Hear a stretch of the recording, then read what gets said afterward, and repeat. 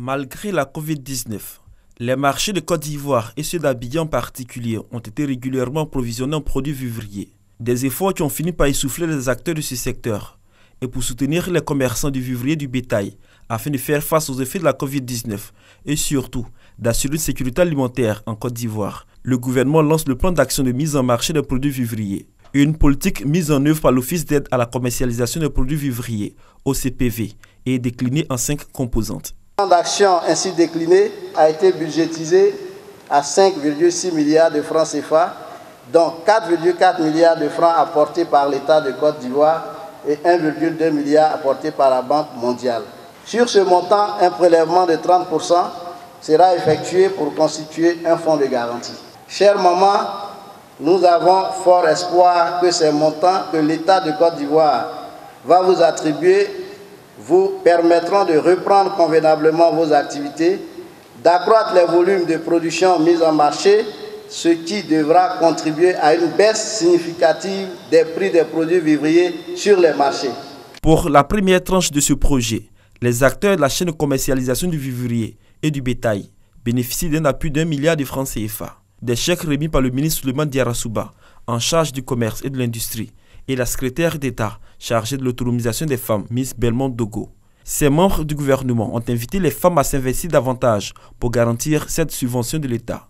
Et pour l'occasion, elles étaient plus de 6 000 femmes venues de toute la Côte d'Ivoire pour traduire leur reconnaissance et leur soutien au président de la République, Alassane Ouattara, pour les faveurs faites aux acteurs du vivrier. Un soutien à sa candidature pour un nouveau mandat. Nous, les commerçants et autres acteurs de la chaîne de distribution des produits vivriers, réunis ce jour à Yamoussoukro, faisons à votre endroit cette motion de remerciement. Nous voudrons également ici vous assurer que notre indéfectible soutien pour votre candidature aux prochaines joutes électorales.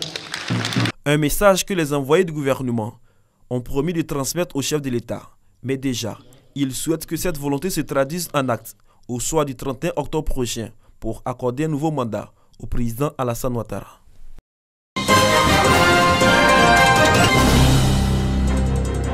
Dans la sous-préfecture de Daye-Pakéi, département de Gagnoa, 400 écoliers admis à l'entrée en 6e pourront effectuer leur première rentrée au collège d'ici à novembre prochain. Pour ce faire, le président du conseil régional du GOR vient de procéder à la pose de la première pierre de cet établissement situé à 21 km de Gagnoa, le chef-lieu de région.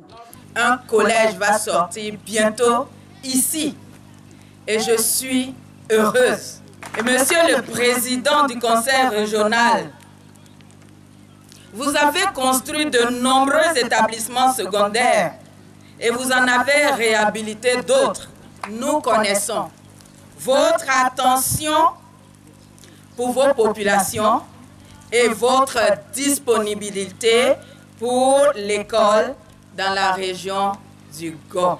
Il s'agit pour le conseil régional, à travers ce collège de proximité, de rapprocher l'école des apprenants et leur faciliter les conditions d'apprentissage. Pour le président du conseil régional du GOR, il faut privilégier le développement au profit des populations, raison pour laquelle il appelle celles-ci à l'entente et à préserver le climat de paix. Réveillons-nous. Et quand on donne quelque chose, prenons ça au sérieux. C'est pour nos enfants. La vie se prépare. Le père a le droit de préparer l'avenir de son enfant. Donc ce que nous faisons aujourd'hui, c'est pour la jeunesse. D'un coût de 240 millions de francs CFA et financé par le conseil régional du GOR avec l'appui du gouvernement, le collège de proximité de Daye-Pakéi sera constitué de 3 bâtiments de 3 classes avec bureau, une bibliothèque et un foyer polyvalent.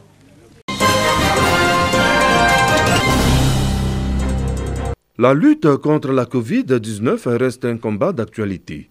La solidarité des populations continue sur le terrain. La mutuelle des jeunes de la sous-préfecture de Diawala, MUED, est aux côtés des populations du département de Wongolo-Dougou à travers sa campagne dénommée Stop Covid-19 3 sous-préfectures, 45 villages. La caravane a sensibilisé et remis des dons composés de gel hydroalcoolique, savon liquide, cache-nez et des dispositifs de lavage des mains. On a senti un relâchement au niveau de la population, au niveau des mesures barrières. Donc nous, en tant que jeunesse, vraiment, on a jugé bon vraiment d'apporter un plus et rappeler les parents pour leur dire que vraiment la pandémie est réelle et existe toujours. Une action saluée par les autorités locales. En réalité, c'est parce que la Covid a plusieurs impacts sur la vie des concitoyens que le gouvernement a trouvé bon donc d'assouplir les mesures. Mais l'assouplissement ne veut pas dire que la lutte est finie. La jeunesse de Diawala entend tout mettre en œuvre pour le bien-être des parents restés sur place.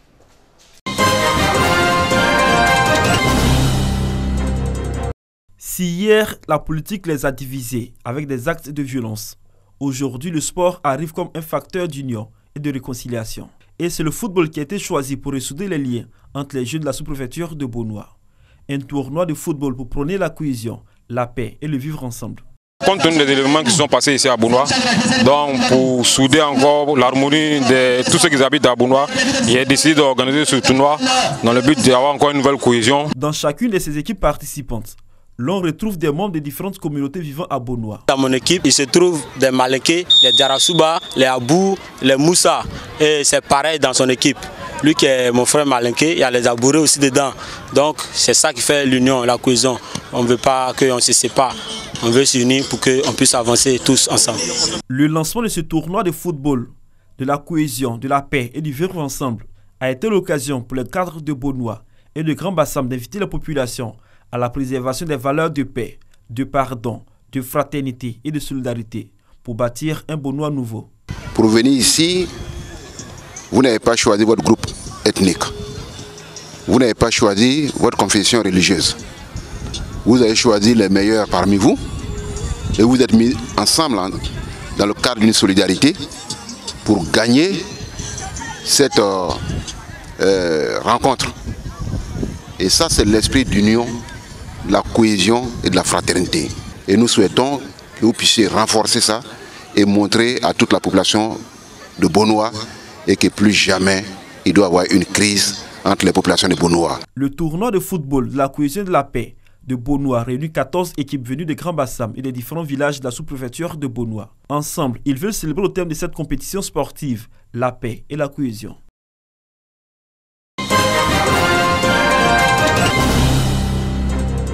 Dimbokro, chef-lieu de la région d'Unzi. Avec son histoire, ses monuments du temps colonial et son pont métallique de plus de 100 ans. Tous ces atouts et potentialités font de cette localité une ville touristique. Ce festival, qui est à sa 9e édition, est un outil permettant la promotion du tourisme et de la localité. Prestations de danse traditionnelle et moderne en vue de rapprocher les apprenants d'un pan du produit culturel et touristique local.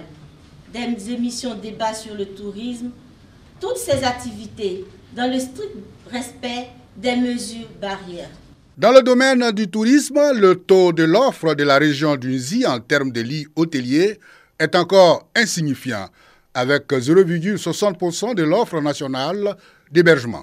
À cet effet, le directeur de cabinet du ministre du Tourisme et des Loisirs lance un appel au cadre de la région d'Unzi afin de contribuer à l'amélioration et à l'accroissement des infrastructures touristiques de leur localité. Sur une offre nationale d'hébergement de 3 320 hôtels pour 49 536 chambres et 99 072 lits au niveau national, donc, Dimbokro ne compte à ce jour que 297 chambres et 594 lits. Le tourisme rime avec la culture.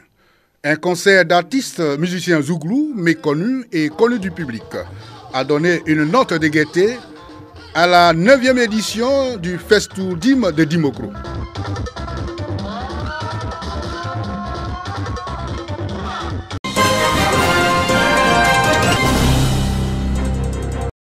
Les fidèles chrétiens de la paroisse Sainte Révélation du christianisme céleste du quartier Cité paisible de San Pedro étaient en fête à l'occasion de la célébration de la fête annuelle des moissons. Cette année, dans un contexte particulier de Covid-19, moment de joie et de reconnaissance à Dieu pour les fidèles chrétiens. Les fidèles du christianisme céleste ont également prié à cette occasion pour la paix en Côte d'Ivoire. Quand ils moissonnent, il y a lieu de présenter ce que vous avez. Ce n'a pas été évident. Compte tenu de la crise sanitaire que nous vivons aujourd'hui, il était bon pour le peuple de Sainte Révélation de manifester cette reconnaissance envers l'Éternel. Chaque année, on prend cette date pour dire merci à Dieu parce que Dieu nous garde en vie, sains et saufs. Et le pays aussi va aussi en bon train aussi, malgré vents et marées. Donc c'est bien pour l'homme de dire merci à Dieu, un croyant, parce que tout dépend de Dieu. La moisson a été présentée à Dieu. Occasion également pour les fidèles de faire des ventes aux enchères.